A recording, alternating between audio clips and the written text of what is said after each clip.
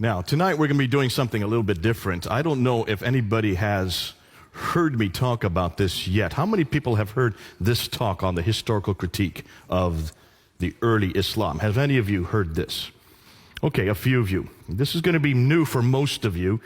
It was new for me back in 1994. So I have been working with this material for over 100 years. Back in 1994, I was studying here at School of Oriental and African Studies. I thought I knew everything about Islam, and I was studying under the tutelage of Dr. Gerald Hotting. Dr. Gerald Hotting was head of department at that time in 1994 at SOAS. And he started introducing some new material that I'd never heard before, some new historical findings that were coming out that not only upset everything I had heard about Islam, but it upset the Muslims in the class as well. There are about 20 Muslims in the class of around 50. And within 2 weeks, all the Muslims had left except two. Many of them slamming the door as they left. They were so upset with what they were hearing. Now, some of that material I'm going to introduce tonight. You need to hear it. It's important. Because what I'm going to do tonight is what was done really against our Bible, and legitimately so back in the 1800s, when people started asking the same questions about the Bible. Can we look and see whether or not these people called, Abraham, for instance, did he actually exist? Is there somebody, are there customs that we can look at? Are there things that actually place him in the 19th century or 1900 BC outside of the Bible that support what he said, what he did? The same thing with Moses, the same thing with David. Moses in 1400 BC, David in 1000 BC. And back in the 1800s, when these questions came up, the church wasn't ready for it. We had not really asked these questions, and shame on us for not doing so. And I think every religion that claims to be historical, as almost every religion does, every religion has historical characters that live in a place, doing certain events at a certain time. Names, dates, places, and events. Those are the four historical questions we should ask of every book, not just the Bible, the Upanishads, the Vedas, the Bhagavad Gita, the Book of Mormon, the Granth Sahib, all of these different books that are claimed to be religious books, and certainly of the Quran. So what we're going to do today is all these questions that have been asked of the Bible. In fact, it was the Bible that almost every one of these questions were first asked. Now, it really didn't exist before the Bible. There was no historical criticism before biblical criticism was created. Historical criticism is biblical criticism, or you might say the other way around. Biblical criticism is historical criticism. Redacted criticism, source criticism, all these literary criticisms were all applied to the Bible first, and now for the first time, we're applying them to Islam. And this is what Gerald Hotting was introducing me back in 1994. So let's do that. Let's unpack it. And we're going to go through and start showing you what we're now finding. Now, what I'm going to say tonight, I may not say in a year from now. The reason why is because there is so much new material coming down the pike. Even when I gave this talk in California in 2013, there is much that I've now improved, many things that are moving on, because we're coming across so much material on Islam that we didn't know about even 2 years ago or 3 years ago. So let's open it up and let's talk about what we're talking about. Well, let's say the first thing that every Muslim will say is, and they all agree with this, is that Muhammad is the last and greatest prophet. I don't think there's any Muslim that would say any different other than maybe your liberal Muslims. They would also say the Quran was his revelation sent down only to him between 610 and 632. It's the final revelation. It's the greatest revelation. It's the seal of all revelations, like Muhammad is the seal of all prophets. He is the final prophet. Whether you are radical, whether you are nominal, maybe not the liberals. And many of the liberals are starting to question. In fact, many of the liberals here in Britain are starting to ask the questions I'm going to ask tonight.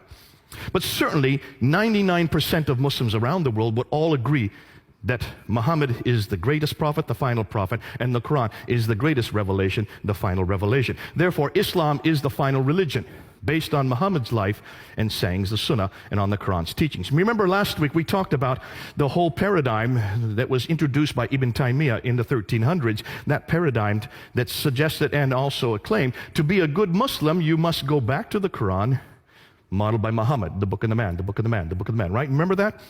I think I said it so many times it almost got plastered on my lips. And you probably walked away thinking that's all I can talk about, the book of the man, the book of the man. Because we start from the same paradigm, the book of the man. It's just another book, another man. So what I want to do today is I want to look at the man. Let's look at that man. Next week, we're going to look at the book. I'm going to start with the man. I'm going to start with Muhammad. I'm going to start with his biography. And then next week, we're going to unpack the Quran, which gets even better. All right? And to do that, let's see, of course, why am I doing that? Is because these are the foundations of Islam. It is the Quran that is the book. It is Muhammad that is the man. So let's investigate both Muhammad and the Quran. Now, what's the classical account? This is the account that you've all heard. This is what you're taught in every school. This is still what is being taught in every university. It's still being taught in most every corner of the world. This is the classical account that you've only, and this is one you'll agree with. You've never heard any other story. You've all been told that Muhammad was born in 570. Has anybody heard any different? No. There's no reason not to hear any different, because that's all that we've ever heard. We also have been told that in 610, he went away from Mecca, he went to the Hira cave, which he would go there quite often to meditate. And there in the middle of while he was meditating, suddenly an angel appeared to him, Jibril, and says, Akra, that means recite. His response was, Ma Akra, I cannot recite, because he could not read or write. So the angel squeezed him, then said a second time, Akra. And his response was, Ma'akra, I cannot read or write. And he was squeezed a second time. This happened 3 times. Finally, the angel let him go, and he ran back to Mecca, went to Khadija, his only wife at that time. Khadija was the woman that was very wealthy. She had her own caravans. She employed Muhammad as her caravan leader. She married him. And she had a little test for him when he came back. She asked him to first sit on one leg and asked him, was this an angel that talked to you? He said, yes. She asked him to sit on the other leg and said, are you sure this was an angel that talked to you? He said, yes. She finally disrobed in front of him and then asked the third time, were you sure that this was an angel? And he said, yes. After that, she knew he was telling the truth because no angel would ever be in her presence disrobed. So she went and told her cousin, Waraka ibn Nawfal, what Muhammad had said. Waraka ibn Nawfal was a Nestorian Christian, so we're told, according to traditions. And it was Waraka ibn Nawfal that then turned to Muhammad and said, truly, what has happened to you, you have been seen by an angel. This is a revelation that is coming to him, that you are a prophet. Interestingly, it's a Nestorian Christian that gives the authority for Muhammad as a prophet, one of the ironies of history. After that happened, then many revelations started to come from 610 on, and we call these the Meccan revelations. Up from 610 to 622, he started receiving these revelations that are in the second part of the book, the latter part of the Quran. In 621, he woke up in the middle of the night and he was told by the angel to get on the back of a winged horse called the Burak, which flew him up to Jerusalem. And there at the rock, where the dome is now built, the Dome of the Rock, at that rock he then ascended to 7 heavens, met Allah. Allah said to pray 50 times a day. So he came down to the 5th heaven, met Moses, and asked him, how many times did he ask you to pray? He said, 50. That's way too many. Go back up and see if you can get it down. So he goes back up to Allah and gets it down to 45. He comes down to the 5th heaven, and Moses, see if you can get it down more. And so he bounced back and forth between the 7th and the 5th heaven, bringing it down from 45 to 40 to 35, down to 15, 10, and finally 5 prayers. Once he got it to 5 prayers, then Moses says, fine, go on back down to earth, which he did. Which is one of the another ironies of history, that the reason why Muslims pray 5 times a day is because of Moses. Isn't that fascinating? And this all happened in 621. Am I changing the story, or have you all heard this story? So far, I've kept exactly to what every Muslim will tell you. In 622 then, he then moves from Mecca up to Medina. This is called the Hijrah, the Exodus. And he moves, some of the traditions say there were 80 of his followers, others say there were 200. Nonetheless, he had a small group of men and women that he moved with, called the Hijrah. He moves up to Medina, and then the reason why he goes to Medina is because the Ansar, the natives of Medina, they were having problems with the Jews who controlled all the commerce. They needed someone who was neutral to arbitrate between them, and so that's why they brought Muhammad up. He was neutral. So he was there as an arbiter between the Ansar, the Arabs, and the Jews. Now, that arbitration happened for about 2 years. That continued for 2 years, from 622 to 624. It didn't work, because after 624, then, that arbitration broke down. He still continued to receive revelations, and these revelations continued from 622 to 632, the last 10 years of his life. Once these arbitrations broke down, once the Jews no longer accepted him as a prophet, he no longer accepted them. And that's where the problems began between Muhammad and the Jews. And we talked about that last week, so I don't need to go through that. You know what I'm talking about. In 630 then, he goes from Medina and he just walks right into Mecca and takes it over. No war, no battle, he takes it over. And then he dies in 632. Some say he was poisoned, but what we do know is that he did die, and that's, at that time, the Quran had yet been written down. It had been memorized by many of the companions. Parts of it had been written on bones, stones, some had been written on bark, but it had not been written down completely when he died. After he died, Abu Bakr takes over. Abu Bakr rules from 632 to 634. He dies normally. Then Umar takes over, and he goes and rules from 634 to 644, the next 10 years. He then is killed. Uthman takes over, and he then rules from 644 to 656. It's during his ruling, the third caliph, his ruling, that the Quran was written down. We're going to talk more about that next week, because that's problematic. 650 to 652 is when the Quran was finally written down, roughly 18 to 20 years after Muhammad's death. This is what the classical account says. This is what I've been taught. This is what you've been taught. This is the only story you're going to hear. And then Uthman is killed, and Ali, the adopted son of Muhammad, then takes over, and he is considered to be the legitimate heir because he is adopted by Muhammad. Muhammad didn't have any heirs. He had 2 sons, but they died in childbirth. He had 4 daughters, but they could not be his heirs. And that's why Ali had to be his heir. Ali then takes over, and then he is killed at the Battle of Siffin in 661. Now, that is the story you've all heard. Have any of you heard any other story? No, I don't hear and see any hands. For a very good reason. There is no other narrative. That's the only narrative we're given. There you can see now where this is all happening. It's all happening in this red area here. From the birth of Muhammad in 570 up until the death of Muhammad in 632. Everything that took place during Muhammad's life is in that red area. Now, when should that have been written down? You would like to think it was written down, everything I've just told you, should have been written down while Muhammad was still living, or immediately afterwards, right? You would like to think so. It would make sense, because we're not talking about a time when people could not read or write. People could read or write. Listen, the Bible had been written long before this. We have a copy of the New Testament right here in London from the 4th century. This is the 7th century. 300 years earlier, they had already written the Bible down, and certainly people could read or write in this part of the world. Why? Because take a look and see what they controlled. They now controlled the central part of Arabia. These people were merchants.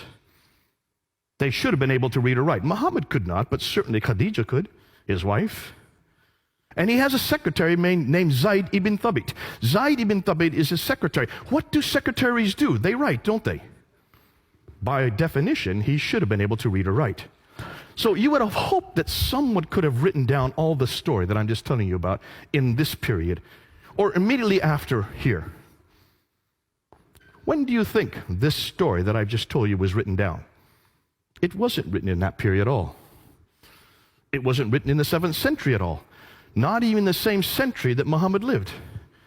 In fact, it first gets written down by this man here, Ibn Ishaq, in 765. Muhammad died in 632. But we don't have any of his material.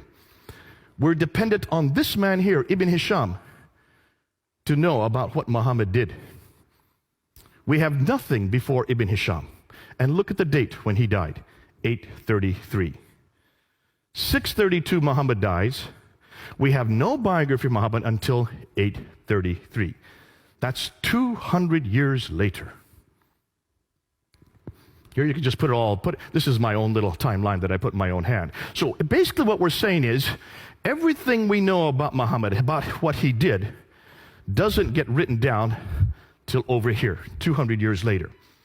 What about his sayings? Al-Bukhari is the one that first writes down his sayings. Al-Bukhari is given 600,000 akhbars, 600,000 of these sayings, and he's to throw out those that were fraudulent. So he whittles them down, right down to 7,397. From 600,000, he whittles them down to 7,397. That's just 2%. He throws out 98% and only retains 2%. And when was that done? In 833. That's 240 years later. How did al-Bukhari know what to retain? How did al-Bukhari know what to throw out? Did he know Muhammad? No, he didn't. He lived 240 years later. Did he live in that area? No, he didn't. He lived hundreds of miles away and hundreds of years later. So why did it take them 240 years to write down what Muhammad said? What about the tafsir, which would be the commentaries on the Quran, which is what Muslims must need in order to know how to interpret the Quran? You have many, many tafsir. You have Al-Tabari. In fact, Al-Tabari is the first to write down a tafsir. Take a look at his date. 923. That's the 10th century. 300 years later, because Muhammad died in 632. It takes him 300 years to write the first commentaries on the Quran down. And the histories, the Tahriq, which are all the histories of mankind leading up to Muhammad, they're first written down by Al-Tabari in 923. Again, the 10th century. Now, there are many that write after Al-Tabari. There's Baidawi, Zamakhshari, Suyuti. The names go on and on. But they all come after 923. Nothing before 923.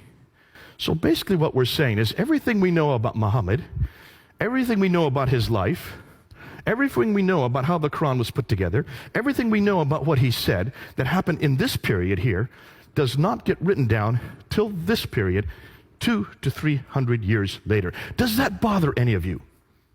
Please say yes. It should bother all of you. Why? Well, can you imagine if we were to apply the same criteria to Jesus? Now, when did Jesus die? We know he died in about 33 AD. Did people write down what he did? Yes, they did. Almost immediately, didn't they? You have Matthew, Mark, Luke, and John, who wrote down the biography of Jesus. That would be the Sirah of Jesus, the Siratu of Yesu, or Isa. So you have the biographies written down. We know that Matthew, Mark, and Luke were written by between 48 and 64 AD. So within 30 to 40 years, you already have 3 biographies of Jesus. John would have been written later. That's about 60 years later. But 2 of those biographers actually knew Jesus. John and Matthew lived with him for 3 years. They saw everything he did. They heard everything he said. So they wrote down what they saw, and they wrote down what they heard. We don't just have 1 biography, we have 4 biographies. 2 of them written by eyewitnesses, and the other 2 who got them from the eyewitnesses. 40 to 60 years after Christ's death. What about the tafsir of Jesus? That would be the commentaries. Well, the tafsir of Jesus would be the letters of Paul. He was the one that actually commented on what Jesus did. What Jesus did, he showed how to apply what Jesus did in Ephesus, in Philippi, in Corinth. Those are the commentaries on Jesus' life. And Paul was beginning to write down within 15 years of Jesus' death. Not 300 years, but within 15 years, Paul was writing down these tafsir of Jesus. Do you see the parallels? What about the tahriq, the histories of the early church? The book of Acts, written by Luke. And we know the book of Acts had to be written between 52 and 62 AD. Jesus died in 33 AD. So within 20 to 30 years, you have the Acts of the Apostles written. Which means everything we know about Jesus is written down within 15 to 60 years while the eyewitnesses were still living. John was still living. He was the last to write something down. Whereas everything we know about Muhammad is written 200 to 300 years after the fact. Ooh my, look at the differences. If we were dependent on what we know of Jesus concerning what Muslims are dependent on, that means, let me just go back. That means we would not know anything about Jesus until the 3rd century. How could we defend him? How could we even know what he did or said if nothing began to appear until the 3rd century? That's why I love my Bible. And that's why I love the person of Jesus Christ. That's why I can trust what I know about him, because they were written down so early. And you might say, hold on a minute, the first century, that's so early. Could people read or write? Listen, these were fishermen. How did they know how to read or write? Well, Matthew wasn't a fisherman. He knew how to read or write. And John used a scribe to write for him. Luke certainly was a doctor. He knew how to read or write. And Mark knew how to read and write. Of course they knew how to read or write. And Paul, goodness sakes, he was one of the most intelligent men of his day. Of course he knew how to read or write. So why could not the Muslims, where were their Pauls, Luke's, John's, and Paul's? Sorry, I just said Paul. Matthew's and Mark's. Where are their readers and writers? Why could they not do the same thing in the 7th century or the 8th century? Why do we have to wait to the 9th century to have anything written down? Can you see why now historians are starting to look at the Quran, are starting to look at Islam, are starting to look at Muhammad with a completely new eye? And this is what they're asking. Islam as we know it did not exist in the 7th century, but evolved over a period of 200 to 300 years. The Quran probably was not revealed to one man in a 22-year period, like the classical count says, but likely evolved over a period of 50 to 100 years. We're going to deal with that one next week. Let's talk about the first one. Did not exist in the 7th century, but evolved over the period of 200 to 300 years. The conclusion they're coming to is the history of Islam, at least from the time of the Caliph Abdul Malik, and we're going to talk about more later tonight, and before, is a later fabrication. Now, that's a huge amount to say, and you're probably, if there's any Muslims in the audience, they would get very angry with me for saying that. But let me just show you what we're doing and what we're saying. Here's the questions. This is their concerns. If so much of the history of early Islam was written down so late, why did it take so long to write it down? Were these people illiterate? I hear that all the time whenever I ask my Muslim friends this. They were illiterate. I said, hold on a minute. No, they weren't illiterate. By 642, within 10 years of Muhammad's death, Basra, Baghdad, Damascus, Jerusalem, and Cairo were controlled by Islam, or at least by Arabs. Those are huge cities. These had lots of libraries. They could read and write for hundreds of years, thousands of years in these cities. Please don't say no one knew how to read and write in those cities. By 685, by the time Abdul Malik comes to power, all of North Africa, all the way from Spain in the west, in the other direction, all the way to India in the east, that whole swath of land was under their control. Are you telling me that from Spain to India, nobody could read or write? Not one person? No, of course they could read or write. In fact, they tell me, we're going to find out next week, that the Quran was written down by Zayd ibn Thabit in 632 to 634. Within 2 years of Muhammad's death, the Quran was first written down by a man named Zayd ibn Thabit, who was the scribe of Muhammad, the secretary of Muhammad. His whole job was to read and write. So where did the 9th century biographers get their material from? And since we don't have anything before the 9th century, can we trust it? Since it's so late, shouldn't we go back to the period these events took place? Shouldn't we go back to the 7th century and see what we find? And that's, as a historian, is what we need to do. Let's go back and see what we can find in the 7th century. And that's what now a whole slew of historians have begun to do, especially here in Britain. This is coming out of Europe more so than America. And this is why I heard nothing about this when I was in America. I only started hearing this in 1994. And that's why we've been working with this now for the last 20 years. And the people I'm going to go to are these scholars. Dr. John Wansborough, head of department at School of Oriental and African Studies here in the University of London. Wrote 2 books, Quranic Studies and Sectarian Milieu, in 1977 and 1978. And it's those 2 books that broke open this whole question. And he asked some very simple questions. Questions that should have been asked hundreds of years ago. If, when you look at the Quran, take a look at all the stories in the Quran, they just don't make sense for a 7th century environment. They make much more sense once the Muslims or the Arabs had moved out into the diaspora, where they would have come across these stories. Because these stories, actually, we know where the stories come from.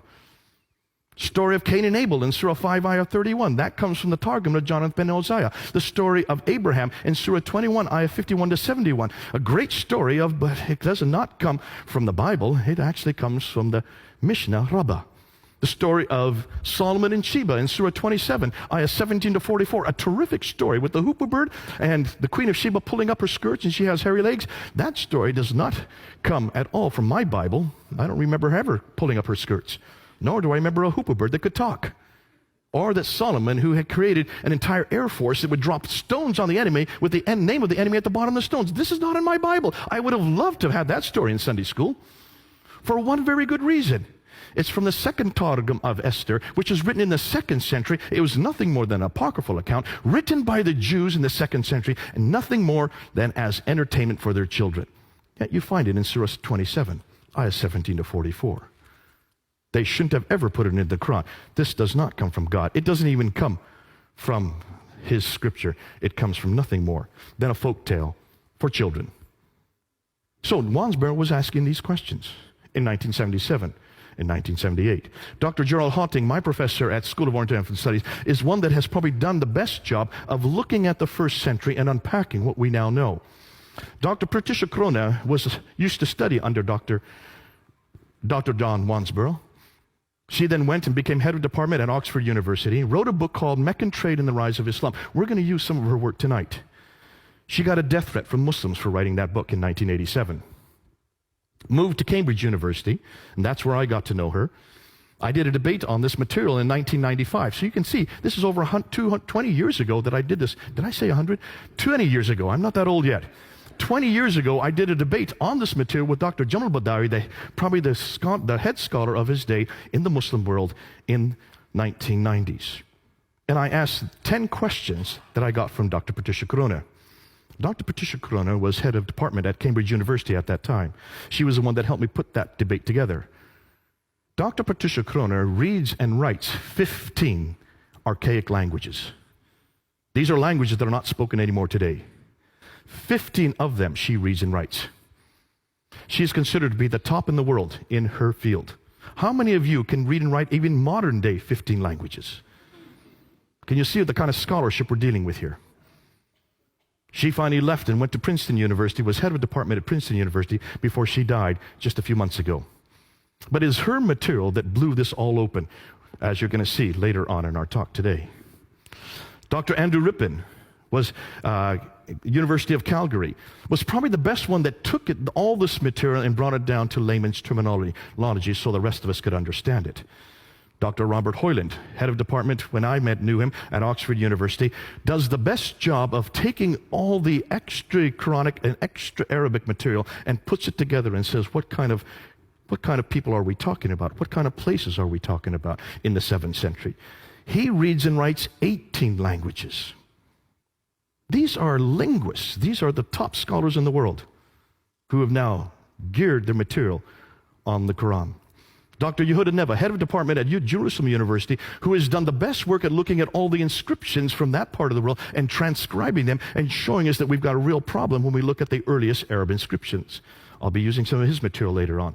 And then the German school. The Germans have been way ahead of everybody else when it comes to the manuscript evidence. And I'll be dealing with them more next week. Dr. Gerd Lulling, Dr. Hans Lulling, sorry. Dr. Gerd Pwin, Dr. von Bothmer, and Dr. Oleg. They're the ones who actually looked at the earliest manuscripts, which we'll talk about next week. But these are scholars, top scholars in the world, who are now using their expertise, asking the same questions that have been asked about the Bible. Dr. Gerald Hawting, the first day of class, he said, I've spent 20 years confronting the Bible. 20 years using redacted criticism, using source criticism, using historical criticism, using literary criticism against the Bible. I finally gave up after 20 years.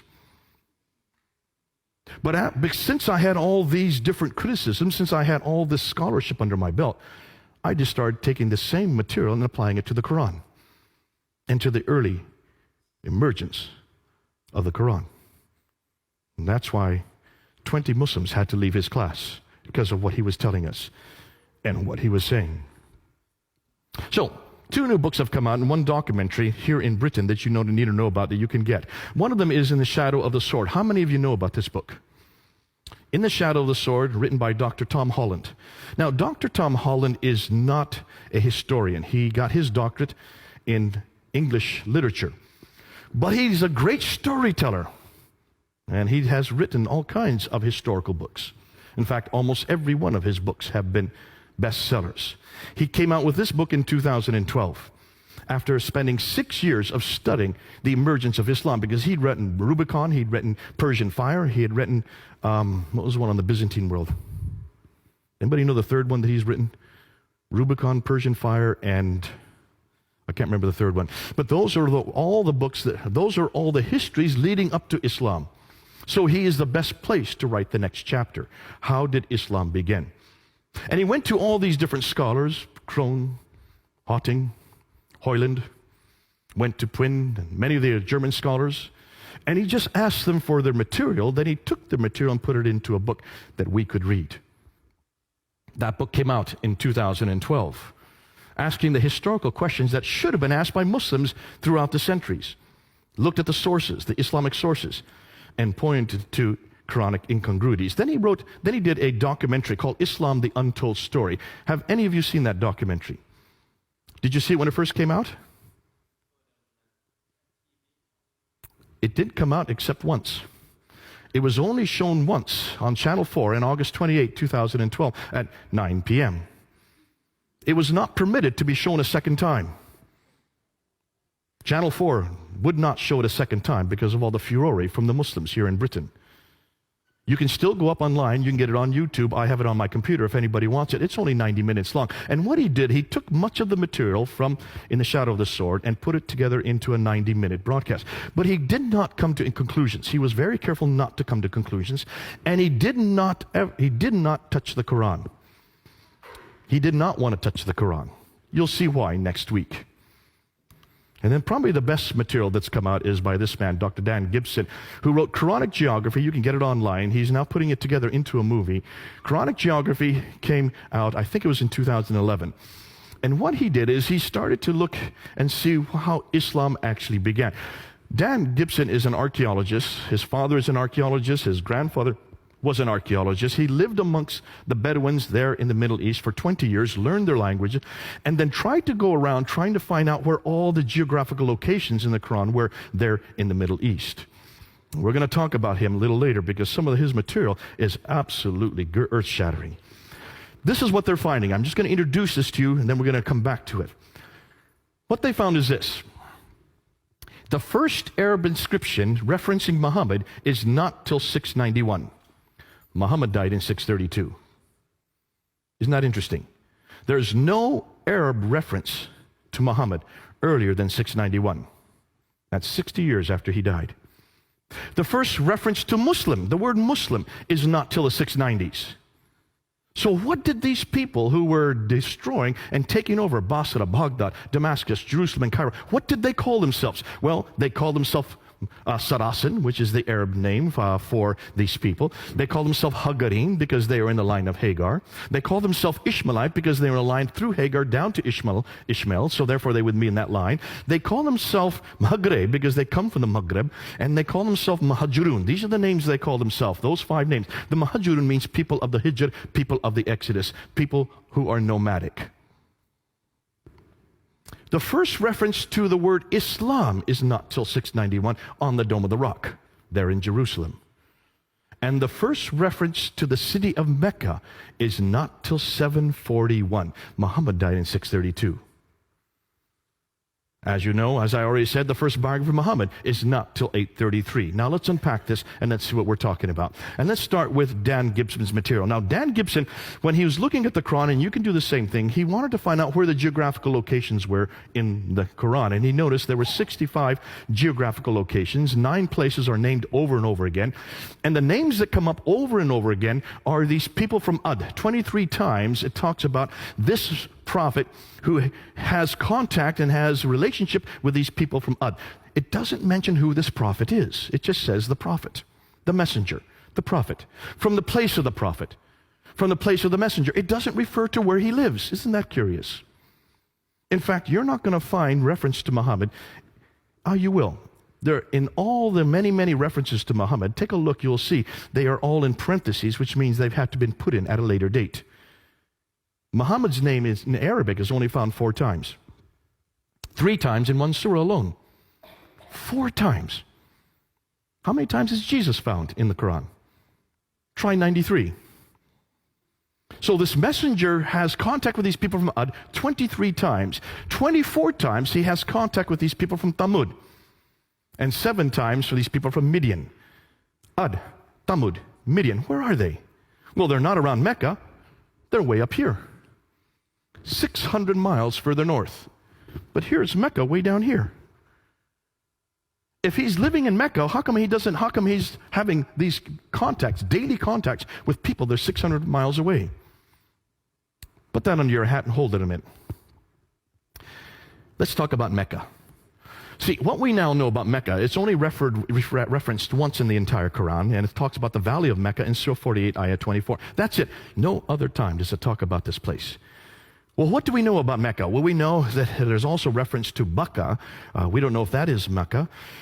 We know that if you look at the traditions and you add them with the Quranic material, we do know right there that it's in a valley. We know that there's a parallel valley where the Mecca is. We know that it has a stream going through it, that it has a pillar of salt outside of it, because when this prophet goes past in the morning, he passes the pillar of salt. That's the wife of Lot. And when he comes in the evening, he passes that same pillar of salt. More than that, we know that there are fields, clay, grass, trees, loam, and olive trees. That's curious. And that there are mountains overlooking the Kaaba. Now take a look at every one of these references. None of these fit Mecca. Mecca is not in a valley. There is no parallel valley. There is no stream going through it. It only has one well, the Zamzam well. It could not have accommodated any caravans. It does not have tree, fields, clay, glass, or any suggestion of any olive trees, because olive trees only exist in the Mediterranean, 600 miles further north. There are no olive trees at all in the Arab Peninsula. So, all of these geographical references make no sense for Mecca. Now, according to Islam, Mecca is probably the oldest city in the world, because according to Surah 7, Ayah 24, when Adam and Eve, when they were up in the Garden of Eden, which is up in space, when they were thrown out of that garden, they were thrown down to earth. According to the traditions, it was Mecca that they were thrown down to. So it would be the earliest sanctuary for all of mankind. We also know in Surah 21 that Abraham is in Mecca. He is there, and he goes into the Kaaba and he destroys the idols. That's in Surah 21. So in 1900 BC, Mecca should have existed if Abraham's there, right? We also know from all the traditions that Mecca was the center of trade, north, south, east, and west. That's why it became rich. That's why Muhammad was there. He was a trader. So, it's the mother of all settlements, according to Surah 692, Surah 42, Ayah 5. Adam and Eve came from there. Abraham came from there. Muhammad was born there. And it's also where the Qibla, the direction of prayer, every mosque should be facing Mecca. Correct? From 624 on, it should be the case, because we do know, according to Surah 2, Ayah 145 to 149, that Muhammad, when he moved to Medina in 622, he redirected the Qibla back up to Jerusalem so that it could accommodate the Jews. After 624, the Jews would not accept him as a prophet, so suddenly he gets a new revelation in Surah 2 to redirect the Qibla back down to Mecca. So from 624 on, every mosque should be facing Mecca, right? You getting that? Because there were no mosques before 624. He hadn't yet left Medina and Mecca. Yet we can only find one reference to Mecca in the Quran. That's in Surah 48, Ayah 24. Now, take a look at this Byzantine map of the trade route from the 7th century. What's missing? Can you find Mecca? This is a copy of a Byzantine map from the 7th century. Mecca isn't there. This is where Mecca should be, right here. It's not on the map. Here's a map of trade routes from the 7th century. These are Arab trade routes. These are not Byzantine trade routes. These are Arab trade routes. Where's Mecca? It's right where that question mark should be. When we look at the earliest maps, we can't find Mecca on any of the maps. This is the map that Patricia Corona looked at, and this is the one that got her curious. She was shown this map. This is a map that's not from the 7th century. It's a map that was made today in the 20th century, redacted back to the 7th century to show you what the place looked like. And when she looked at this map, she noticed that all the trade would have come from here in India and China further away. They couldn't go that way because of the Hindu Kush and the Himalayas. So all the trade used to come across the Arabian Sea over here into the Persian Gulf and used to go that direction up to the Mediterranean world. Are you following me there? The problem is that the Sassanids who were here were warring against the Byzantines who were there. So they were warring back and forth for 200 years from the 5th, 6th, and 7th century. So that shut down the trade from going up the Persian Gulf. They had to redirect the trade from India across the Arabian Sea down to here in Aden. And that's where they took off all the trade. They took it off the boat there, and they went 1,250 miles, following that green line all the way up to Gaza in the north. That's a pretty good theory. That's called the trade route theory. Montgomery Watt was the one that came up with that theory. The Muslims love it, and they've grabbed onto it, and they're still using it today. Dr. Patricia Crone looked at this map. She says, hold on a minute, you've got a problem there. Let's see if any of you can find that problem. My 10-year-old son found it within 2 minutes. I'm not going to give you 2 minutes. Can any of you see a problem with that theory right there by looking at that map? No? No one's going to try? Should I give you a hint? Water. That's a pretty big hint. Go ahead, sir.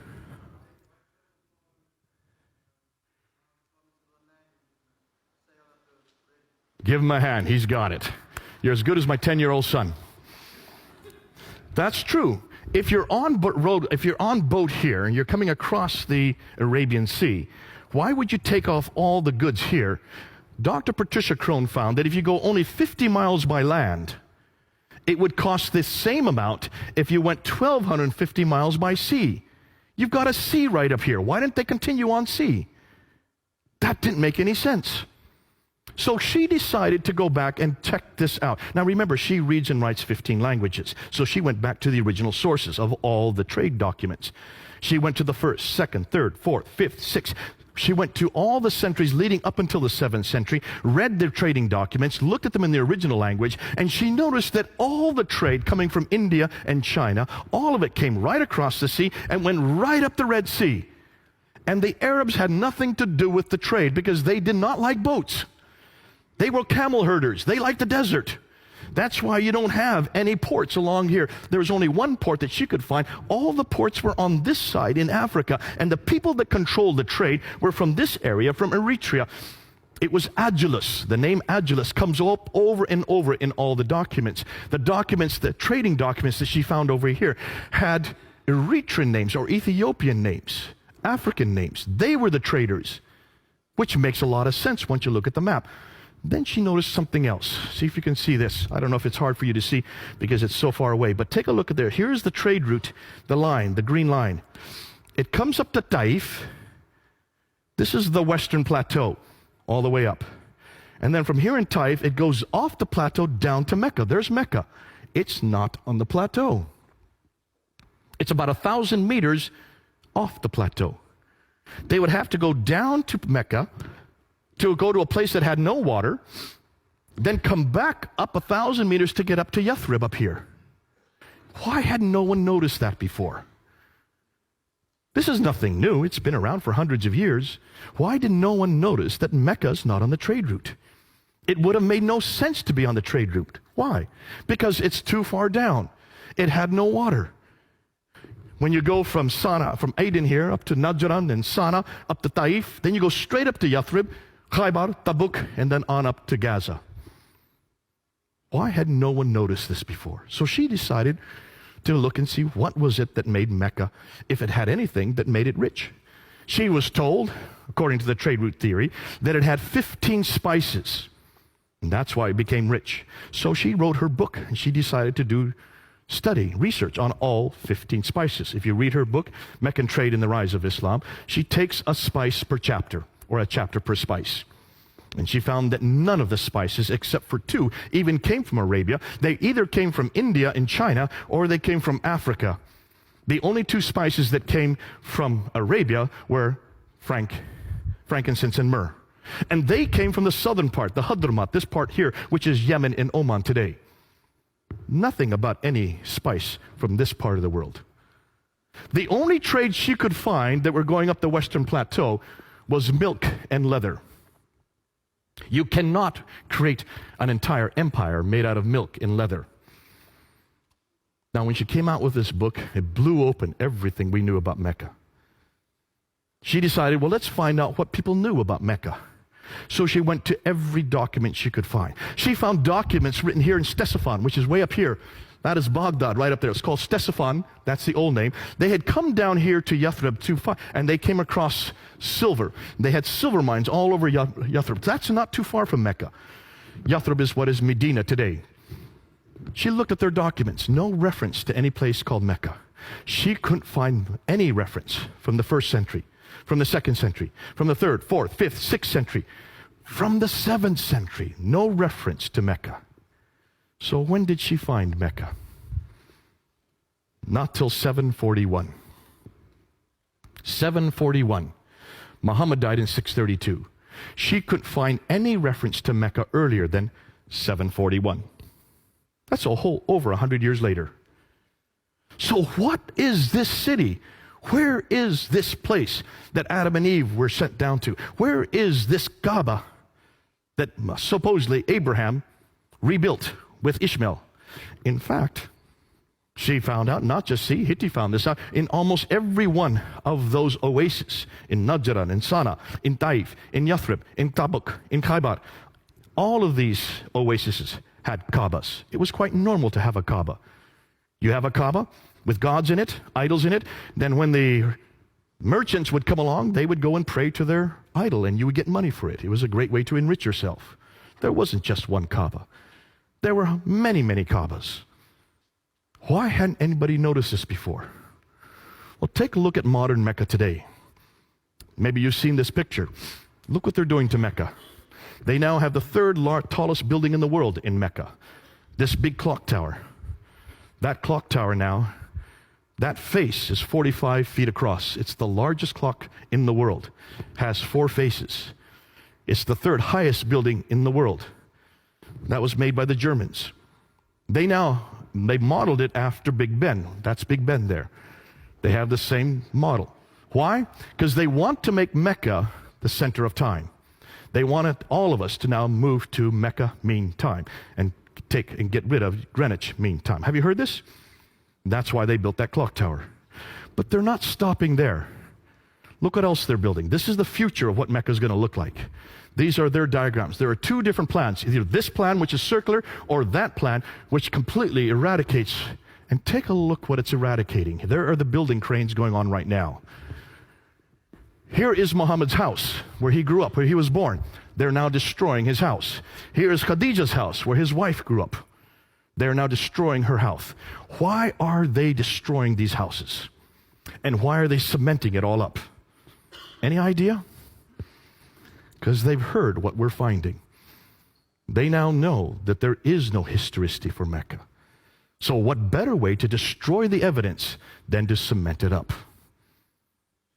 Folks, can you see what's happening as we speak? Muslims all over the world are upset. But the Saudi Arabian government is continuing. They're going to build 62 of these buildings all around the Kaaba so that all the rich Muslims can have air conditioning when they come to do the Hajj. That's their reasoning for it.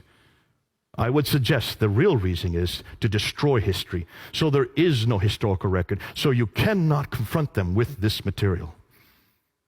You can see why. Mecca did not exist before 741. It's too late.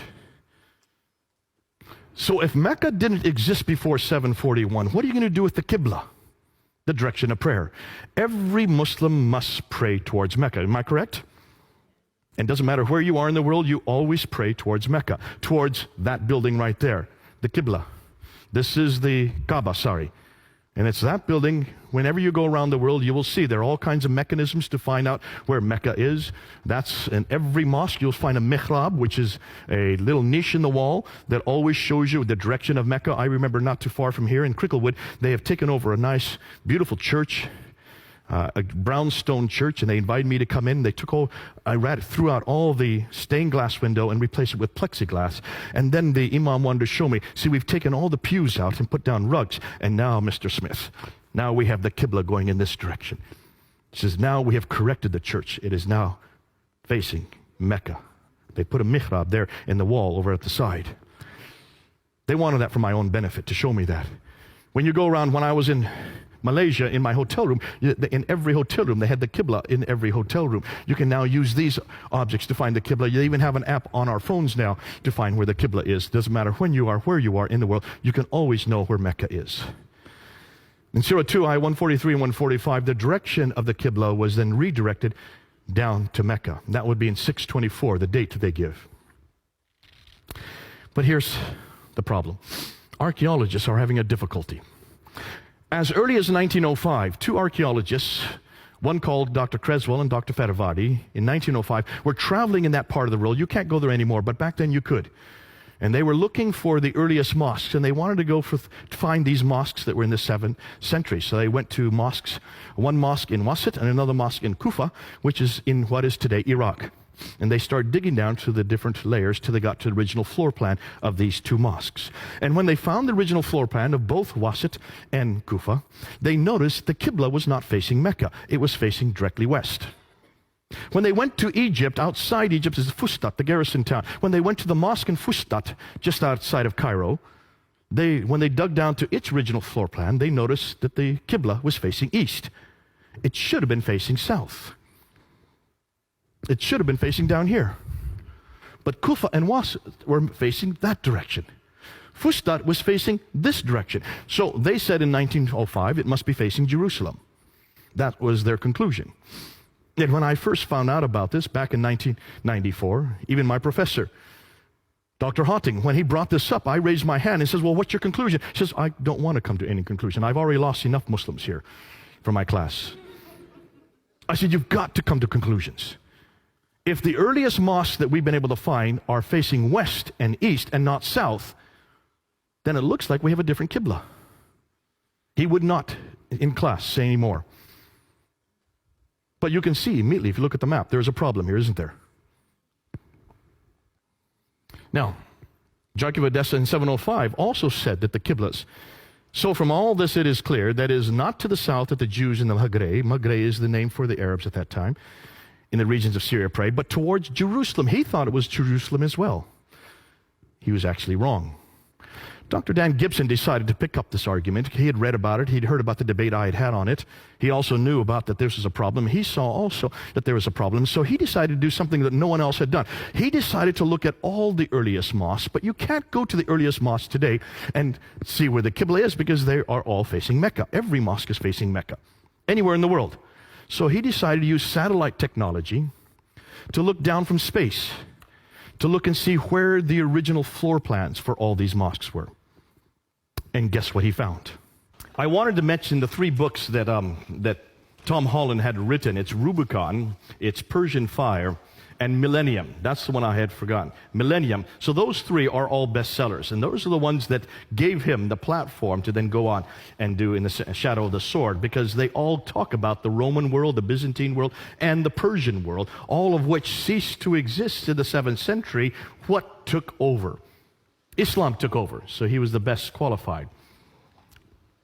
Let's go back now to Dan Gibson, and let's talk about what he found. Remember, he goes and he wants to find out where all of these mosques were facing, using satellite technology, looking down on each of the mosques. This is what he found. When he looked at the great mosque in Guangzhou in China in 630, it's facing Petra, not Mecca. When he looked at the great Humayma Mosque, southwestern Jordan, the Qibla is facing Petra. It should be facing Mecca.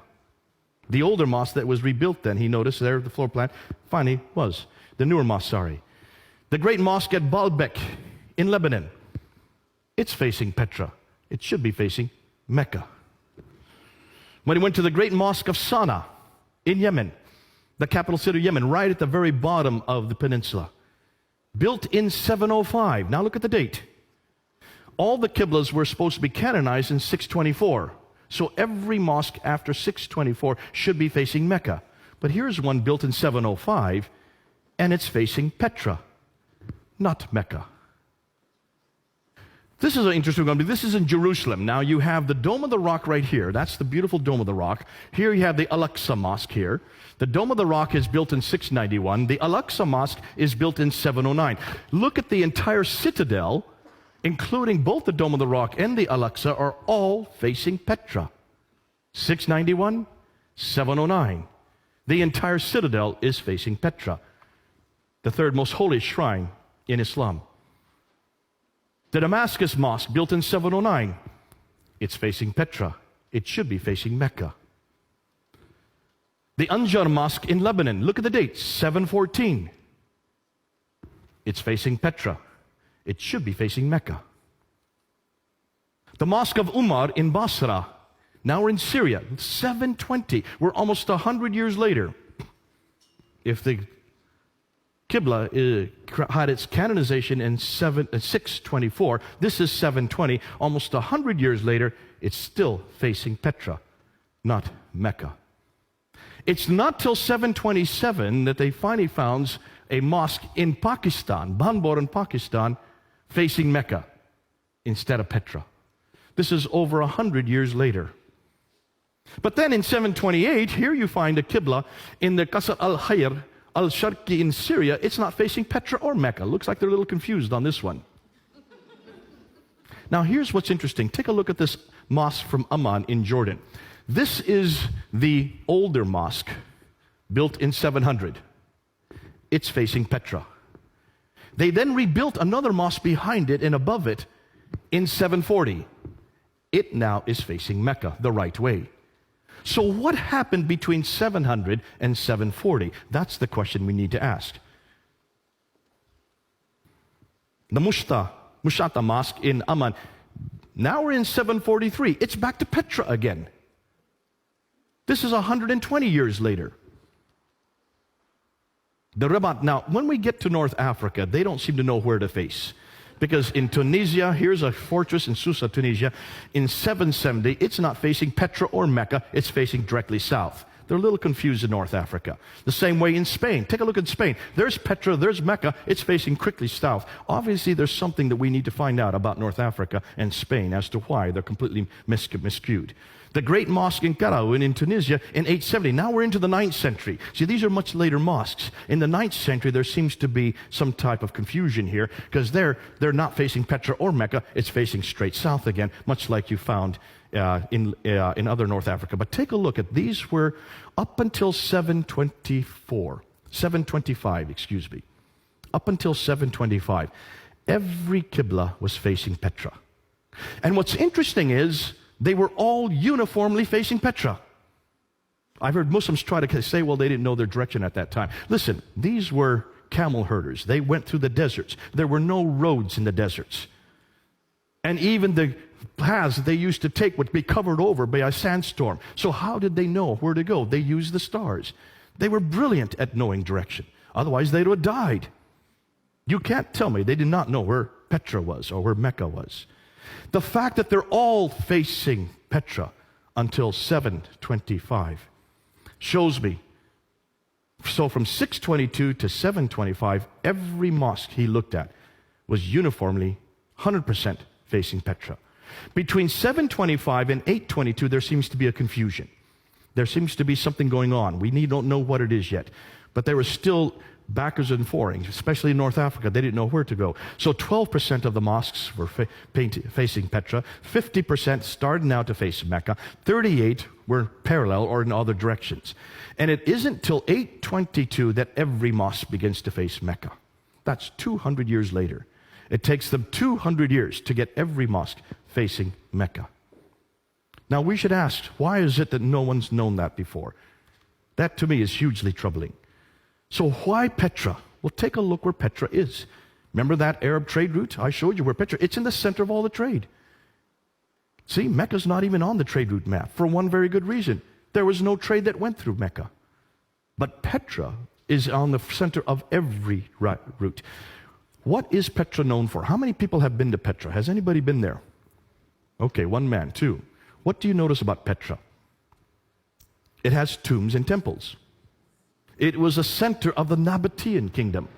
The Nabateans, we know about the Nabateans. They existed from the 2nd century BC. They existed, in fact, it's the Nabatean kingdom that we get the name Allah. Allah is a Nabatean god. The black stone that's in the Kaaba comes from Petra. What's more, Arabic, the language Arabic comes from Nabatean script. They are the precursors to the Arabs.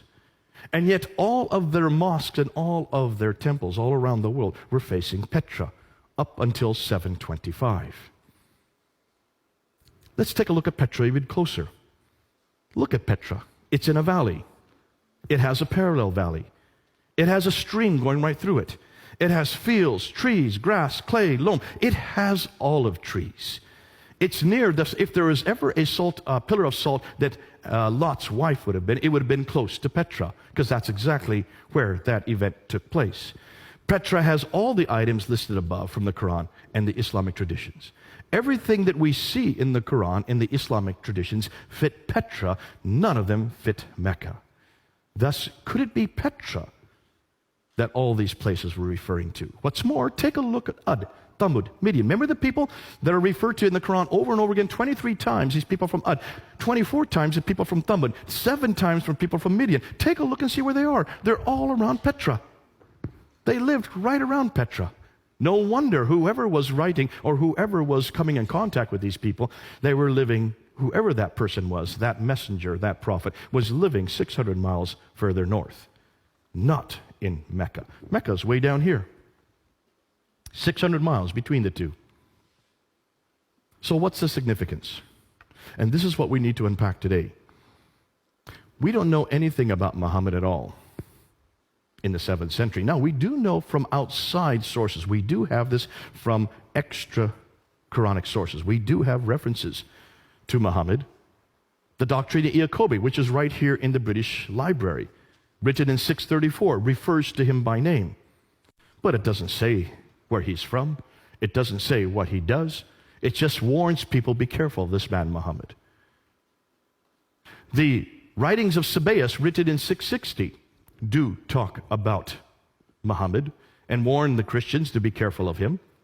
But it doesn't place him in any place, nor does it give him much significance, other than the fact that he was a man who did an awful lot of warring.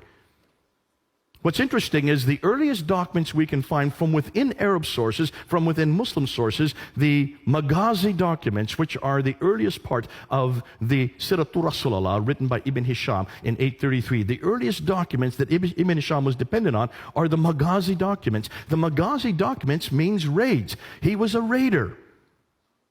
That's what he did. Now can you understand that even his biography from 624 to 632 are about raid after raid after raid after raid. He was involved in 29 raids himself, and he planned another 39 according to his own traditions. That fits the man that we're talking about. It fits the historical character. But nowhere does it say that we can find of these raids being way down in Mecca. It looks like they must have been much further north. His biography doesn't even appear till the 9th century. His city doesn't appear till the 8th century, 741. Thus, much of what we know of Muhammad is written down hundreds of years later and hundreds of miles away. It looks like he is nothing more than a later redaction, possibly Abdul Malik, putting back onto a historical character that which the man who put back didn't never know. So Humphrey's conclusions, Islam and the Prophet's life as we know it, was not derived from the 7th century, but evolved over a period of 200 to 300 years and redacted back onto the Prophet's life and compiled in the 9th century. And that's what now the historians are concluding. And you can see why they're coming to that conclusion. Let's summarize this real quickly. New books are being published which question the classical account of Islam. Why are there no Muslim sources for 200 years? That's the first question. Why do the claims they make do not fit the historical record? That's the second claim. Why are all the geographical references so few and confusing? And why do they all seem to be much further north, not where they should be? Why are there so many references to vegetation which would not exist in Mecca? Why is Mecca not even mentioned until 741? And why can we not find any map with Mecca on it until 900 AD? Muhammad died in 632. Takes them almost 300 years to put Mecca on a map. Why is Mecca not on the trade route? So these are all the questions we're asking now. So why do the Qiblas face Petra for the first 100 years, then are confused for the next 100 years, and are not standardized to Mecca until 822, nearly 200 years too late? Therefore, much of what we know about early Islam is in doubt. So, here's the million-dollar question. What really happened? Now, I have to be careful because this is what I think. I may change tomorrow. I may have a complete different scenario in 1 year, because we're now getting lots of material that's coming in. But this is where I think, this is what I believe. This is just me. This is what I think happened, looking at everything that we've got so far. And this is a what-if scenario, okay? To make sense of all this, I think we need to go back to Abdul Malik. And this is what it's not just me saying this is what almost all the historians are saying. You need to start with Abdul Malik, who ruled Islam from 685 to 705. He was the second caliph amongst the Marwanid caliphs. Marwan came into power in 680. Before that was Sufyan family from 661 up until 680. So for the first 20 years of the Umayyad Caliphate, it was a Sufyani family. Marwan finally takes over. Marwan's son, Abdul Malik, is the great Arab reformer. He is known as the great Arab reformer. You can see the Arabs control that part of the world. Therefore, by the time he comes to power, they had controlled that part from 642. So for 40 years, they had now controlled that part of the world, the central part, the area where Jerusalem is, where Damascus is, where also Petra is, also where Mecca and Medina would be. For 40 years, however, they did not control it. They were they were nothing more than nomads. These nomads that went and took over the Sassanid Empire and then took over the Byzantine Empire. Remember that map I showed you? Remember, those two empires were much more sophisticated. They were empires that had huge cities. The nomadic Arabs did not have big cities. They were nomads. They just had little oases. Therefore, they didn't know how to run cities. That's the first question we should have been asking. Take a look at Islam. Look at how sophisticated it is. Look at all its rules and regulations, all these sharia, these 4 laws of fiqh. They all would fit in an urban environment, not a nomadic environment. Why haven't we asked this question from the very beginning? How could a nomadic people have such sophisticated rules and regulations dealing with so huge metropolitan areas? Unless, of course, these rules and regulations come much later. So what did the nomads do? Well, let me go back. I should have had this map in here. Remember that map that we have of the Sassanid Empire? They had two groups, the Lakhmids and the Ghassanids, that they would pay to keep the Arabs in the desert. The Ghassanids were paid by the Byzantines, and the Lakhmids were paid by the Sassanians, the Persians. And as long as they got paid, these groups kept the nomads in the desert. But after 200 years of warring with each other, the Sassanids against the Byzantines, they ran out of money. This is well known. Once they ran out of money, they no longer played the Ghassanids, and they no longer played the Lakhmids. And so therefore, the nomadic Arabs could just move right into these empires. And they did. This is well known. This happens all the time. The Mongols did it much later. The Visigoths did it in Europe. Barbarians who come into much more sophisticated environments. What happens when barbarians take over sophisticated environments? They don't know how to run cities. The Arabs didn't know how to run any of these cities. So what did they do? They stayed outside the cities. They built garrison towns. But someone had to run these cities. Who would they have chosen? Well, they chose people like them. People who also came from Abraham, but not through Ishmael, through Isaac. Cousins, Jews and Christians, who did know how to live in cities. And they were also very literate, and they were also very academic. And that's why they used the Jews and Christians to run the cities for them, because they were cousins of Abraham. People of the book, Al-Kitab. What's more, these people, because they were so close to them, then took on a status called Maoli or Moali. This is well known, that they took on like an indentured status. They could not actually be Muslims unless they converted, but there was no such idea of Muslim at this time. There was no name of people called Muslim. There was no religion called Islam. We don't have those references until 690. So for 40 years, these Arabs were dependent on the Jews and Christians to run everything for them. Now, what happens after 40 years? You can see the problem. By the time Abdul Malik comes to power, he realizes that there is no Arab identity. He needed an Arab identity. You want to create your own identity. It's very clear that the Arabs did not have a prophet. It's very clear that the Arabs did not have a book like the Jews and Christians had. They had a whole line of prophets. They had whole slews of books, 66 books. Nothing in the line of Ishmael. But you're the ones that now control the world. You control all these Jews and Christians. So we know, and this is well known, that Abdul Malik is known as the great Arab reformer. He's the one that introduces Arabic as the international language. He is the one that introduces this Arab identity. This is well known. We can see that because when you look at Abdul Malik, take a look at the coins, and they're right here in the British Museum. Look at the coins. So the coins that the Byzantines had were the emperor with two retainers on either side, and then they would have an orb with the Byzantine cross. On the back side is the Byzantine cross. When the Arabs took over, they had to keep the same coinage so they could still continue having commerce with all the people in that type of the world. But what they did is they took off the Byzantine emperor and they put the caliph here. So this is the caliph with two retainers. No longer is there an orb with a cross. You notice.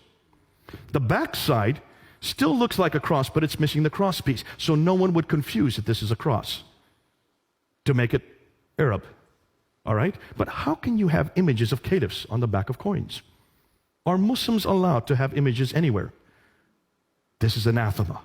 So how can these coins, which continue, these are the coins that introduced by the Umayyads, the first Muslims, supposedly, right? Coins, every caliph had their image on their coin. Until you get to Abdul Malik. Abdul Malik first introduces himself with an image. But then he takes it off, and he introduces these coins in 691. In 691, he introduces coins with only Arab script. He takes off the image and introduces an Arab script. And take a look what's on that coin. For the first time, you see the Shahada. That's the first time we see the Shahada. I lie. It's the second time we see the Shahada. The first time we see the Shahada is on the Dome of the Rock. Who builds the Dome of the Rock? I've got a bad cold, by the way, and a fever, so I'm trying to fight my fever simultaneously with this water. Who is the one that builds the Dome of the Rock? It's Abdul Malik. The Dome of the Rock is considered to be the third most holy shrine in all of Islam, right? Am I correct on that? Ask any Muslim why the Dome of the Rock is built, and they will tell you, well, that's where Muhammad went to the seven heavens. Remember I said that earlier tonight, right? That's the story that happens in 621. It's called the Miraj, and it's to commemorate that event, which means that building should have some reference to that occasion, right? Take a look at the Dome of the Rock. Look where it's situated. See, Abdul Malik does not live in Jerusalem. He does not live in Medina. He lives in Damascus. Why in the world does he not live in Mecca? If that's the seat of the world, if that's where God is, why doesn't he have his capital in Mecca? Or at least in Medina? He's way up in Damascus, about 1,000 miles further north. But then he comes to Jerusalem in 691 and builds this large building, the Dome of the Rock. Take a look where it is. Here is the Church of the Sepulchre, which is the center of Christianity at that time. The Dome of the Rock is built on the other valley, across the valley from it, and higher up. He builds it higher up so it has ascendancy. It's bigger than the Church of the Sepulchre. It's the biggest building of its kind. Basically what he's doing is, we are now the rulers. We are now greater than you Christians. We now have the biggest building of our time in 691. And then what does he do on the inner ambulatories? This is the only part of the building. So he uses Byzantine architecture to build the building, much larger than and more prominent than any other Christian building, in the holiest city for Jews and Christians. That's why it's not in Damascus or Mecca. But it's supposed to refer to the Miraj. But take a look at the inscriptions. Now, remember, Just to remind you, the Dome of the Rock has been destroyed and rebuilt 11 times. All right, so the dome that we're looking at today is not the original dome. The only original part of the dome that still exists today are these two inner ambulatories in the middle, in the center. These two colonnades right here. That and that. Those are the only part of the dome that is from the original building. All right? So you need to look at the inscriptions on those inner ambulatories. And when you look at those inscriptions, take a look at them and you will see there's nothing at all about the Miraj. There's nothing at all about Muhammad going up to the 7 heavens, coming back down 2 heavens, meeting Moses and going back and forth between Allah and Moses, or 50 prayers. Yet that's why Muslims tell us the building was built. So what's on those inscriptions? Well, take a look. Surah 1:12. There is no God but God. He is one. He has no associate. Who's that against? Jesus. Say, He is God, the one, God, the eternal beside of all. He begetteth not, nor was begotten. Who is that against? Jesus, the begotten Son. And there is none comparable unto him. Muhammad is the messenger of God. Here you see Muhammad's name introduced. This is the first time Muhammad's name is introduced on any Arab inscription or architecture. This is the beginning of the introduction of Muhammad. And it's on the Dome of the Rock. In contradistinction to who? To Jesus. Surah 4, Ayah 171. O people of the Scripture, do not exaggerate in your religion, nor utter aught concerning Allah save the truth. The Messiah, Jesus, son of Mary, was only a messenger of Allah. See, it even confronts the fact that Jesus is nothing more than a messenger. His word which he conveyed unto Mary, and his spirit from. So believe in Allah and his messenger. Say not three. There is the Trinity. It's attacking the Trinity. Cease. It is better for you. Allah is only one God. Far is it removed from his transcendent majesty that he should have a son. So it's attacking Jesus' divinity, it's attacking the Trinity, and it's attacking his sonship, all in one verse. Surah 4, Ayah 171. This is an attack against Jesus. From the very beginning that we now know, the earliest inscriptions are confronting our Lord Jesus Christ. Praise be to God, who hath not taken unto himself a son, and who hath no partner. There it again, attacking against the Son of Jesus and his supposed partnership with God. Nor hath he any protecting friend through dependence. He's not dependent on anybody, and certainly not Jesus. Now, why is it no one's noticed this before? If you want to find out why Abdul Malik built that building, and why he made it higher than the Church of the Sepulchre and across the valley on the highest point of Jerusalem, just look at the inscriptions. He's now introducing his own prophet, greater than Jesus. His name is Muhammad. He is the messenger of God. So if you're going to create an identity, you've got to have your own prophet.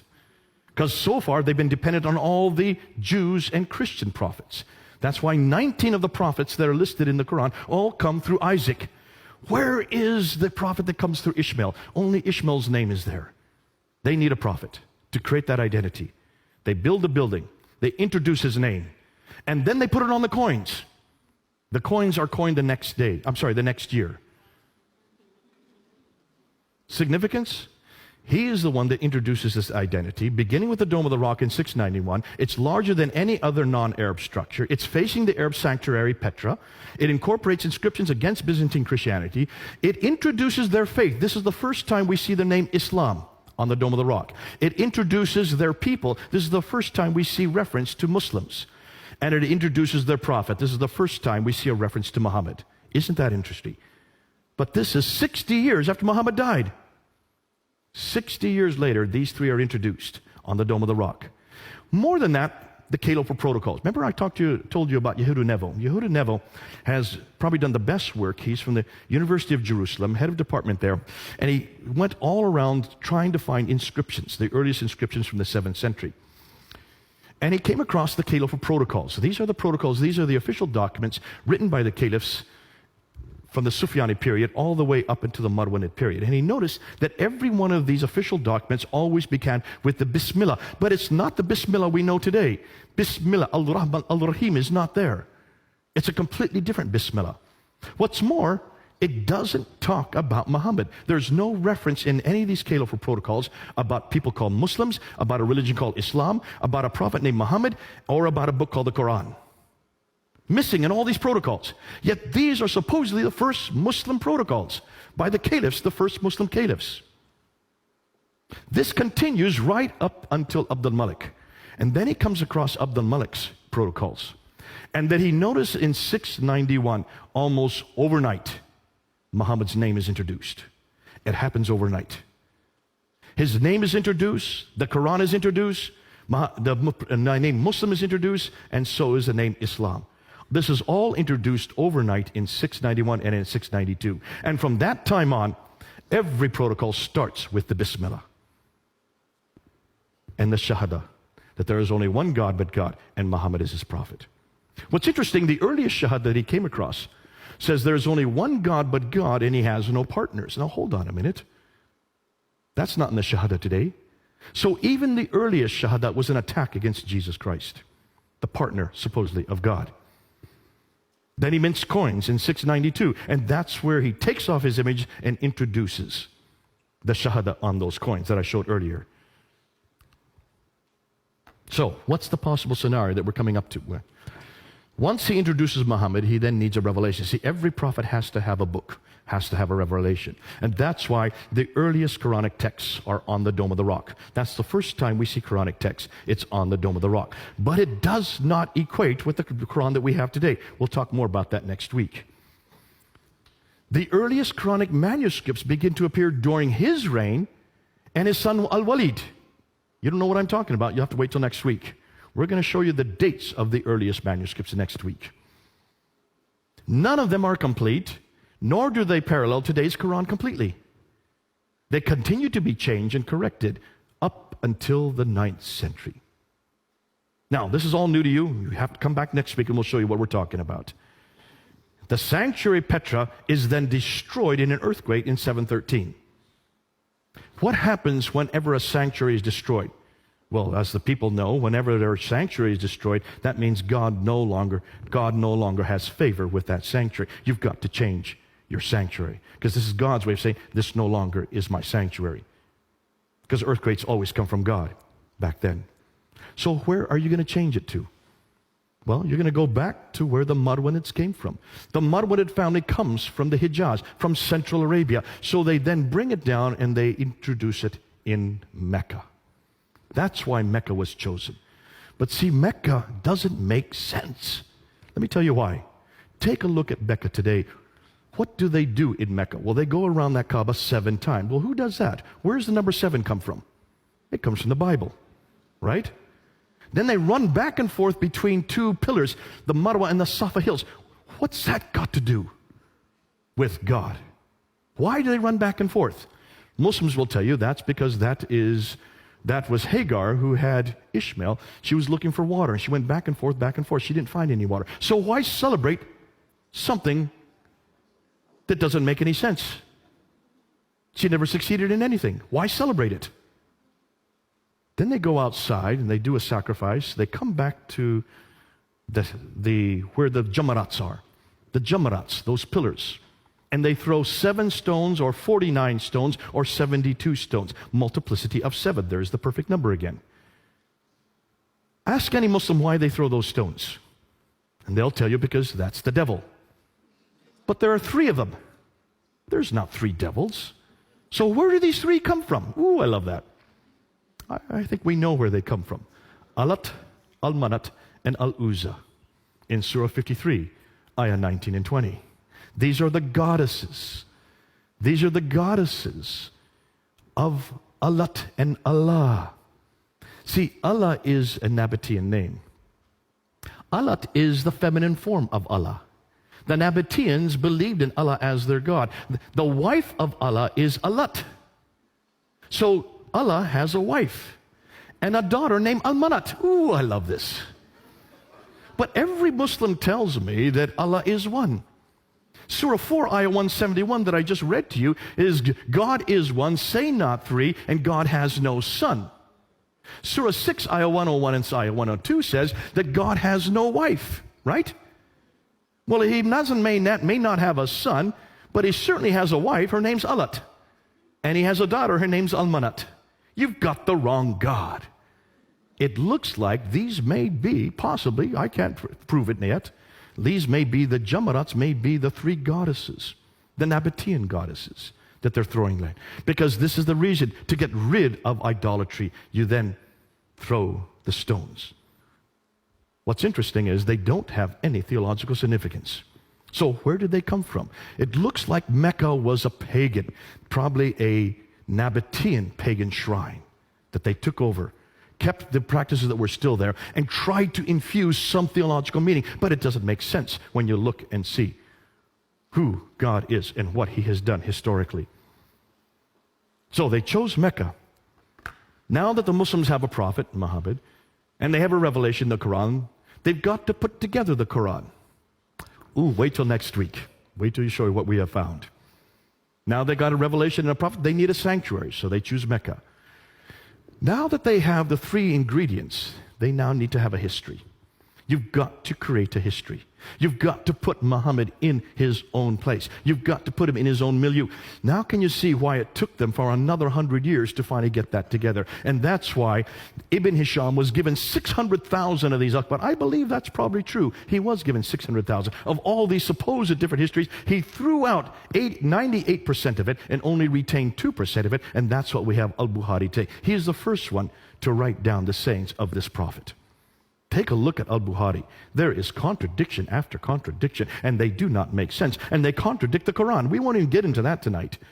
So now you've got the Sirah with Ibn Hisham, then you need the Sirah is Ibn Hisham, then you need the sayings, the Hadith, and that's with Al-Bukhari. That comes in 870. By the time they get the Sirah in 833 and the Hadith in 870, they also need to have rules and regulations. Take a look when all four schools start to appear.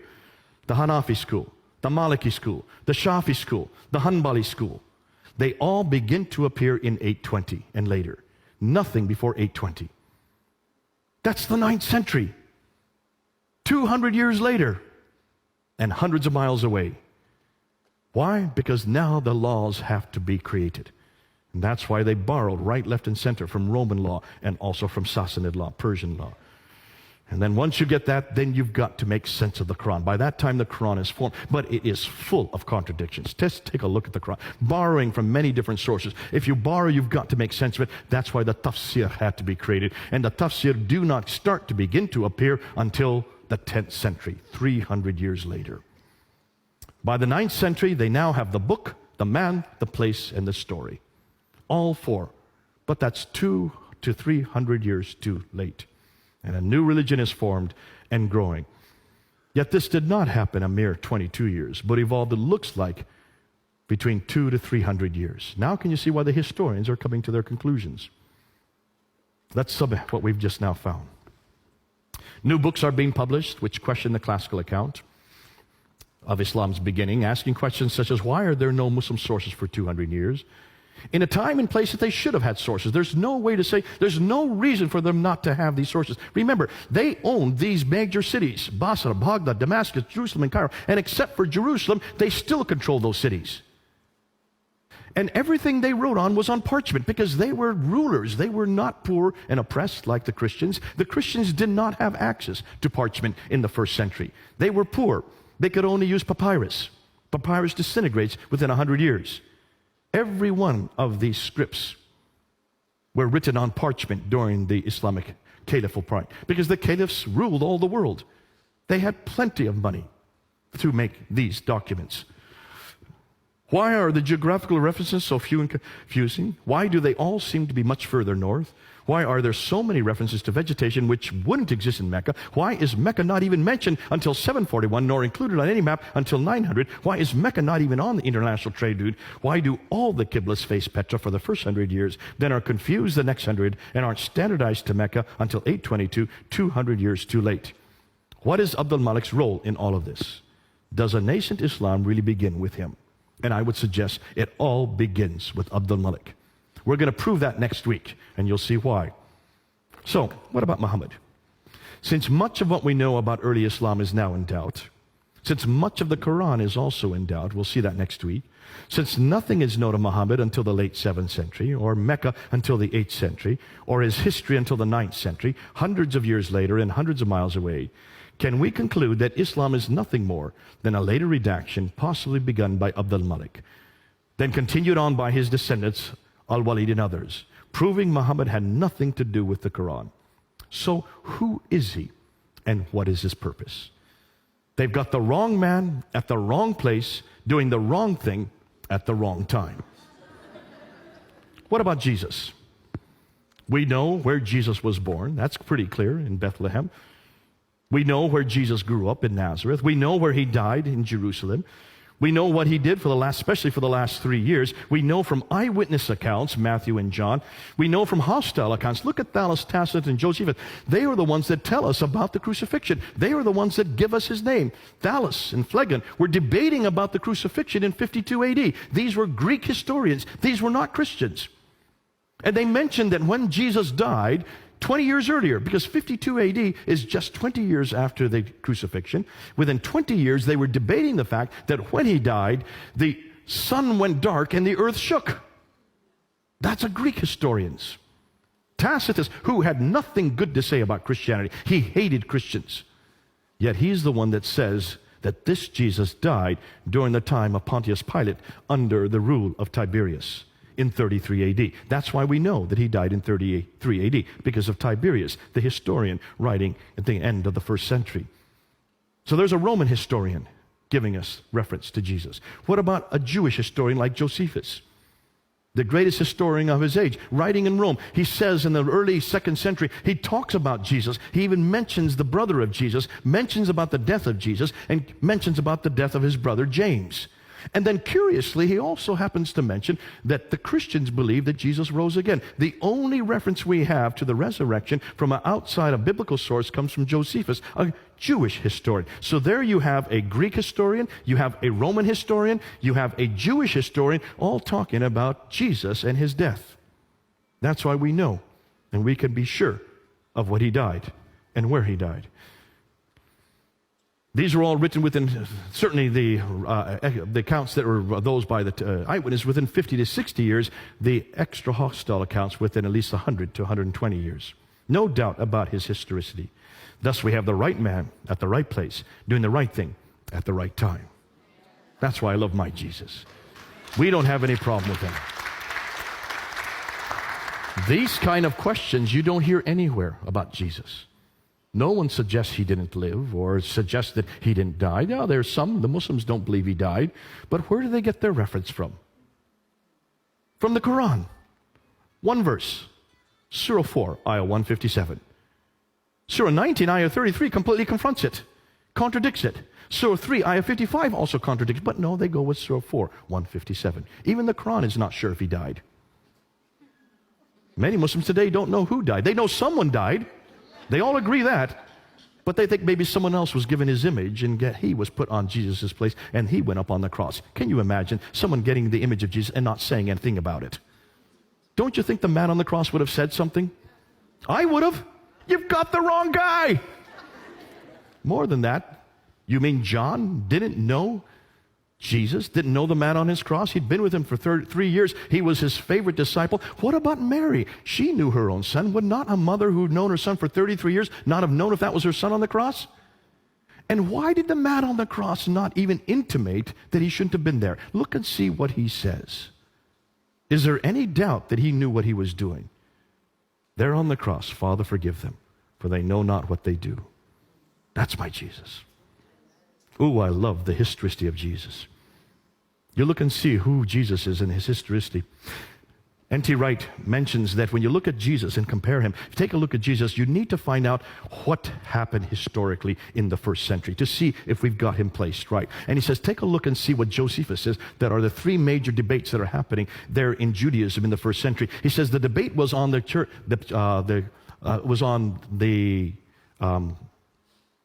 kingdom of God. That the kingdom of God was going to be the Davidic kingdom, that they were going to bring back that kingdom of God. That was the debate as to what the kingdom would look like. The laws of God was the second debate that happened right through there in the first century. And then thirdly, the temple itself. Those are the 3 things that the Jews were debating because they wanted to bring back that kingdom. They wanted to bring back those laws, and they wanted to bring back the temple from Solomon's time. Now, these debates would have made no sense after 70 AD, because 70 AD, Jerusalem was destroyed, and the Jews were all thrown out of Jerusalem. There would be no kingdom left anymore. There certainly with the laws would make no sense anymore, and the temple would have been destroyed. Take a look at Jesus in the New Testament. Does he talk about the kingdom of God? Yes, he does. All the time he talks about the kingdom of God. It's no longer a place, it's a relationship where there are 2 or 3 gathered in my name. He redefines the kingdom as a relationship with him.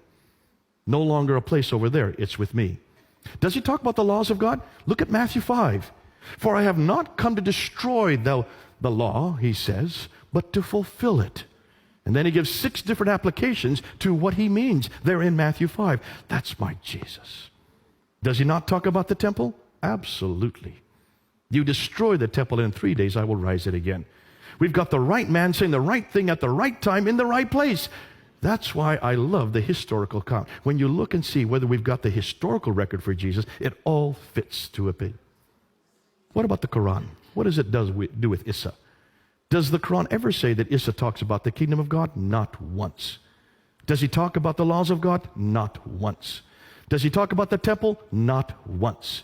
Strike 3, you're out, as we say in baseball. Folks, you've got the wrong man at the wrong place. Even with Jesus, historically, he makes no sense. And he spends his whole time in the Quran talking about how he's not divine and showing how great Muhammad was. That's his mission? That's why when you come back and compare Jesus with Muhammad, take a look at the problem they have with Muhammad. And this is going to change even by next year. But can you see what a great man we've got? What a great history he has. So what do we do from here?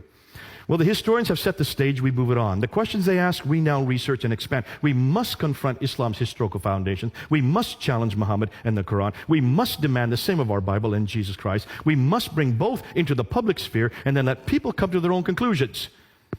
Why? Because similar historical questions have already been asked of Christianity, and every one of them has been answered. We need to bring our friends home, folks. Not to Muhammad, but back to Jesus. Not to the Quran, but back to the Bible. Not to Islam, but back to Christianity. Do you all agree?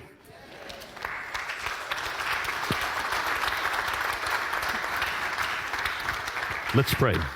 Let's pray. Our Heavenly Father, we want to thank you for this evening, because what we have done here, Lord, is to take that which is neutral, that which we don't own. We're looking at artifacts. We're looking at buildings. We're looking at timelines. We're looking at all the historical evidence that anybody can look at, and we're coming to conclusions. And the conclusions we're coming to, Lord, do not fit Islam well. But the conclusions we know of your God, of your Son who came down to earth 2,000 years ago and who lived for 33 years, that history we can stand. Not only stand on, but we can also use in every one of our, not only our debates, but every one of our discussions. May we bring people home to you, the real historical God who became man, who lived for 33 years, and yes, who died and rose again. Lord, may we be proud of what you have done. May we not keep quiet. In everything we do, may we represent you. In Christ's name we pray. Amen.